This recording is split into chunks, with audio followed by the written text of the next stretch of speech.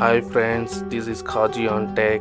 You're watching YouTube channel. Please subscribe my channel. Today I will show you how to install Terraform on Mac with help of HomeBrew.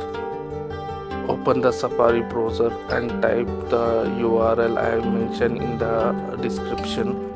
You visit the Terraform website and download the HomeBrew on MacOS and copy the commands and paste in the terminal.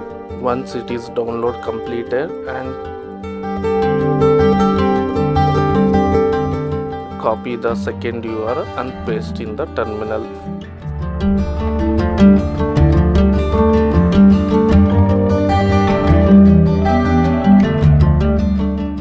Once it is download completed, copy the third command and paste in the terminal.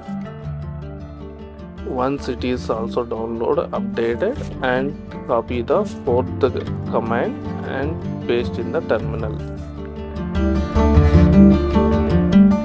To verify the Terraform version, type in the terminal Terraform-version, enter. To check the Terraform version v1 8.4. Thanks for watching Khazi on Tech YouTube channel. Please subscribe my channel.